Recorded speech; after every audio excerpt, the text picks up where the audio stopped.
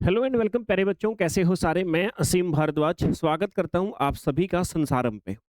तो पीएचडी के विषय में अगर आप सोच रहे हो कि रिसर्च करना है, सर हमको पीएचडी में एडमिशन लेना है, तो बेटा आज के इस सेशन के अंदर एक बहुत छोटा सा सेशन होगा जिसके अंदर दोनों ही चीजें मैं आप सभी को क्लियर करूंगा कि सर एक तो पीएचडी में एडमिशन कैसे लें, और सर हमने अगर एडमिशन ले लिया है तो सर पीएचडी करने के बाद हमें जॉब क्या मिलेगी, सर क्या कोई स्कोप है, क्या बेनिफिट्स हैं सर पीएचडी करने के। दोनों ही चीजें बताऊंगा बेटा कि एडमिशन कैसे लेना है, और एडमिशन लेने के बाद आपने पीएचडी कर ली तो आपको बेनिफिट क्या क्या मिलेंगे। देखो बेटा, आप पीएचडी की अगर मैं बात करूं ना, पीएचडी में एडमिशन लेने के लिए आप सभी के पास में चार तरीके होते हैं। फोर मेथड्स होते हैं आपके पास में, जिन मेथड से आप लोग एडमिशन ले सकते हो पीएचडी के अंतर्गत। ठीक है।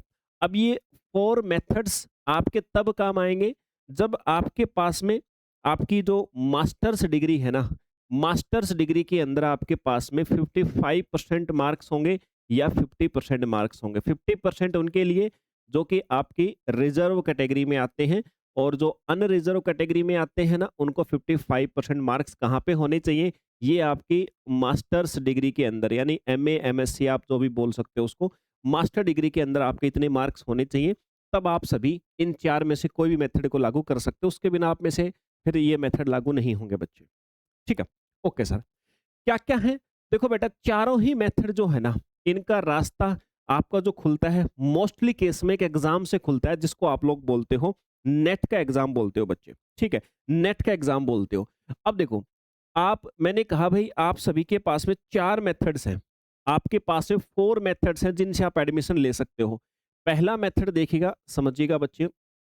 पहले जो तीन मेथड की बात करता हूँ, तीन मेथड जो है ना, इसमें आपको तीनों ही मेथड में आपका एडमिशन जो होगा ना, वो नेट एग्जाम से होगा। जो आपका नेट एग्जाम होता है उसी एग्जाम से तीनों ही मेथड, पहले तीनों मेथड जिनसे आप पीएचडी में एडमिशन ले सकते हो, तीनों ही मेथड में आप एडमिशन तभी लोगे जब आप नेट एग्जाम आप दोगे।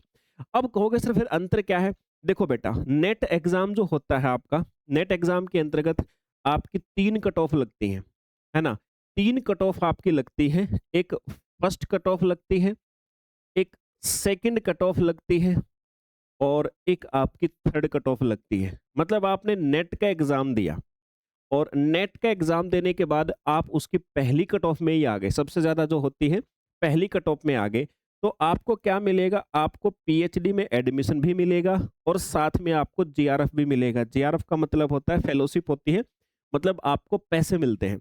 पैसे मिलते हैं, समथिंग समथिंग आप ऐसा कह दो, पहले 2 साल आपको पर मंथ ये 37,000 ये मिलते हैं, और उसके बाद अगले 3 साल आपको लगभग लगभग बाकी के जो टाइम 42,000 रुपये पर मंथ के हिसाब से मिलते हैं, यानी लगभग लगभग 30 लाख रुपए आपको 5-6 साल में मिल जाते हैं, अगर आप पहली लिस्ट में आ गए तो पीएचडी में एडमिशन भी मिलेगा, साथ में आपको जेआरएफ भी मिलेगा, नहीं फेलोशिप, यानी कि आपको स्कॉलरशिप भी मिलेगी, पैसे भी मिलेंगे साथ में पीएचडी करने के लिए। ये तो है पहला तरीका कि नेट की पहली लिस्ट में आ जाओ आप। उसके बाद फिर दूसरा तरीका होता है बेटा आपके पास में कि आप नेट की, चलो मान लिया कि सर सबसे हाई कट ऑफ होती है तो इसमें पहली लिस्ट में आप नहीं आ पाए, तो फिर आप लोग क्या करो, आप दूसरी कट ऑफ में आ जाओ। आप दूसरी कट ऑफ को क्लियर कर लो, पहली नहीं कर पा रहे, दूसरी कट ऑफ में आ जाओ, थोड़ी सी कम होती है वो। तो दूसरी में आओगे तो आपको बेनिफिट क्या मिलेगा, आप पीएचडी में आपका एडमिशन हो जाएगा, और साथ में आप असिस्टेंट प्रोफेसर के जो एग्जाम होते हैं अलग अलग राज्यों के अंतर्गत, उन असिस्टेंट प्रोफेसर एग्जाम के लिए भी एलिजिबल हो जाओगे। मतलब आपने नेट की दूसरी कट ऑफ में भी आप आ गए तो पीएचडी में एडमिशन के लिए फिर भी एलिजिबल हो जाओगे, आप कहीं भी ले सकते हो। और दूसरी बात बच्चे, आप असिस्टेंट प्रोफेसर का एग्जाम जो है ना, उसके लिए भी एलिजिबल हो जाओगे, लेकिन यहाँ आपको जेआरएफ नहीं मिलेगा, यानी फेलोशिप नहीं मिलेगी, पैसे नहीं मिलेंगे, लेकिन एडमिशन मिल जाएगा आपको अगर दूसरी कट ऑफ में आ गए। चलो सर दूसरी में भी नहीं आ पाए, सर हम तो तीसरी में ही आ जाए, और तीसरी कट ऑफ तो बहुत कम होती है बेटा। तीसरी कट ऑफ में भी तुम लोग अगर आ गए ना, तो आपको क्या होगा, आपको पीएचडी में एडमिशन मिल जाएगा। ठीक है, पैसे नहीं मिलेंगे, और असिस्टेंट प्रोफेसर एग्जाम के लिए एलिजिबल भी नहीं हो गए आप, लेकिन पीएचडी में एडमिशन मिल जाएगा। मतलब तीन तरीके तो ये हैं आपके पास में, आप नेट का एग्जाम दो, इसकी किसी न किसी कट ऑफ के अंदर आओ, और अपना पीएचडी में एडमिशन ले लो। अब चौथा तरीका होता है भाई आप इनमें से किसी में भी नहीं आ पाए, तो मेरे भाई ये चौथा तरीका आपके पास जो है ना, ये क्या कहता है, ये कहता है कि भाई आपकी जो यूनिवर्सिटी है ना, यूनिवर्सिटी लेवल पे एग्जाम्स होते हैं। बहुत सारी यूनिवर्सिटी ऐसी हैं जो अपने लेवल पे एग्जाम लेती हैं, तो आप लोग जाओ और जा करके यूनिवर्सिटी, जिस भी यूनिवर्सिटी में आपको एडमिशन लेना हो ना, उसके पास जाओ और वहाँ जा करके उसका देखो कि उसका एग्ज़ाम कब होने वाला है, वहाँ जा करके पता करो और बच्चे वो एग्ज़ाम दे दो। तो उनका एग्ज़ाम आसान ही होता है, उनका एग्ज़ाम दे करके भी आपको एडमिशन मिल जाएगा बेटा। ठीक है? तो एक तो नेट वाला एग्ज़ाम है, इसके अलावा आप डायरेक्टली यूनिवर्सिटी के बेस पे भी जा सकते हो। बहुत सारी यूनिवर्सिटियाँ हैं जो डायरेक्टली अपना एग्ज़ाम कंडक्ट करती हैं और उसी के बिहाफ़ पे आपको एडमिशन भी मिल जाएगा। तो ये तो थी, मैंने बताया एलिजिबिलिटी और एडमिशन कैसे लेना है आपको, कैसे मिलता है। सारी बातें मैंने क्लियर कर दी हैं आप सभी को, ध्यान रखिएगा। अब सर जॉब क्या मिलेगी? देखो भाई, जॉब अगर आपने मान लो पीएचडी कंप्लीट कर ली है, पीएचडी आपने कंप्लीट कर ली ना मेरे भाई, तो जॉब के लिए आप सीधी सी बात है सर, एक तो आप जैसे ही कंप्लीट होगी तो एक तो आप असिस्टेंट प्रोफेसर का जो एग्जाम होता है उसको दे पाओगे। मतलब आपको सेट एग्जाम देने की आवश्यकता नहीं है, आप सीधा असिस्टेंट प्रोफेसर के एग्जाम में, सहायक प्राध्यापक के एग्जाम में बैठ सकते हो। एक तो ये फायदा बच्चे। तीसरा आपको है ना, गवर्नमेंट की बहुत सारी पॉलिसीज बनती हैं, है ना? तो उन पॉलिसीज को एनालाइज करने के लिए भी बहुत सारी वैकेंसियां निकलती हैं। तो उन वैकेंसियों को भी आप फॉर्म फिल करके और वहां पर भी आपको जॉब मिल सकती है। यानी आप कह सकते हो कि रिसर्च साइंटिस्ट बोल दो, पॉलिसी एनालिस्ट बोल दो, बहुत सारी गवर्नमेंट ऑर्गेनाइजेशन है बच्चे जिनके अंदर आपको जॉब मिलेंगी। मतलब आप एक तो मान लो कि असिस्टेंट प्रोफेसर के लिए एलिजिबल हो गए, और दूसरा बहुत सारी गवर्नमेंट पॉलिसियां या गवर्नमेंट ऑर्गेनाइजेशन होती हैं जहां पे आपको एनालिसिस करने के लिए रखा जा सकता है। Okay sir. होगी कितने टाइम की?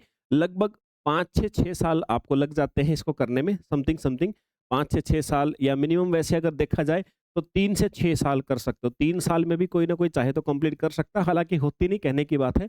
मैक्सिमम आप लोग 6 साल के आस-पास तक कर लेते हो। नहीं, 3 से 6 साल में आप इसको पीएचडी को अपना अच्छी प्रकार से क्लियर कर सकते हो, पूरा पास कर सकते हो बच्चे। फीस की बात करें तो भाई देखो, फीस प्राइवेट यूनिवर्सिटीज़ की अलग-अलग होती हैं, कुछ सेंट्रल यूनिवर्सिटी सबसे कम होती है सेंट्रल यूनिवर्सिटी की, उसके लगभग 15,000 से 30,000, 15,000 से 30,000 में पीएचडी हो जाती है। और वहीं आप जाओगे अगर प्राइवेट यूनिवर्सिटी जो बाकी हैं, तो 1 से 5 लाख के आसपास तक भी आपके लग सकते हैं। ठीक है? 1 से 5 लाख तक भी आपके लग सकते हैं। मिनिमम फीस आपकी 15 से 30,000 रुपए के आसपास है, मैक्सिमम फीस आपकी 1 से 5 लाख के आसपास। वो डिपेंड करता है यूनिवर्सिटी टू यूनिवर्सिटी। वो आपको अलग-अलग यूनिवर्सिटी जहाँ से आप करना चाहते हो ना, वहीं पर जाकर के बच्चे आपको पता करना पड़ेगा क्या फीस है। ठीक है भाई? ये है सर। अभी जिन बच्चों ने पीएचडी कर रखी है, एक बात समझ लो, जिन बच्चों ने पीएचडी कर रखी है और अभी असिस्टेंट प्रोफेसर का एग्ज़ाम आपका होने वाले हैं, वो बच्चे सारे उसके लिए एलिजिबल होंगे। लेकिन सर, जो बच्चे चाह रहे हैं सर, हम अब अगली बार के लिए नेट एग्ज़ाम होने वाला है सर दिसंबर में। दिसंबर में जो नेट एग्जाम होने वाला है सर, क्योंकि 3 मेथड्स तो पीएचडी में एडमिशन के वहीं से निकलते हैं, नेट एग्जाम को क्वालिफाई करने से। सर उसको कैसे करें? तो भाई अगर तुम्हारा लाइफ साइंस सब्जेक्ट है ना, और तुम्हारा जो सीएसआईआर नेट एग्जाम अभी होने वाला है, उसके लिए बेटा यह मिशन जेआरएफ बैच आपका लॉन्च हुआ है, आज ही से लॉन्च हुआ है। इस बैच के अंदर आपका जो सीएसआईआर नेट एग्जाम का सिलेबस होता है, 3 पार्ट होते हैं, part A, part B, part C, तीनों अच्छी प्रकार से करवाए जाएंगे। यूनिट वाइज एमसीक्यू पीवाईक्यू करवाए जाएंगे, मॉक टेस्ट मिलेंगे, डीप थिंक बेसिस जो एनालिटिकल क्वेश्चन होते हैं, जो सबसे ज्यादा मार्क्स के आपके आते हैं, वो भी इस बैच के अंदर बेटा होंगे, आप सभी के सामने देखने को मिलेंगे। तो ये है भाई मिशन जेआरएफ बैच। हर चीज का, हर समस्याओं का समाधान नए सिलेबस के आधार पर ये आपको बैच करवाया जाएगा, पूरा का पूरा दिसंबर वाले एग्जाम को टारगेट करके हम लोग इसको पढ़ने वाले। अभी 2 से 3 दिन और बचे हुए हैं, अभी इस पे 1,000 रुपए का डिस्काउंट चल रहा है।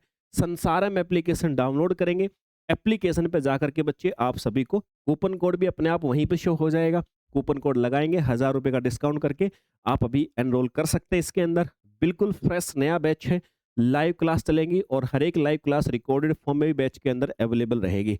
तो बेटा ये थी जानकारी आप सभी के लिए, उम्मीद करता हूँ आप सभी को बेनिफिट हुआ होगा। मिलते हैं दोबारा किसी और सेशन के अंदर। जय हिंद भाई।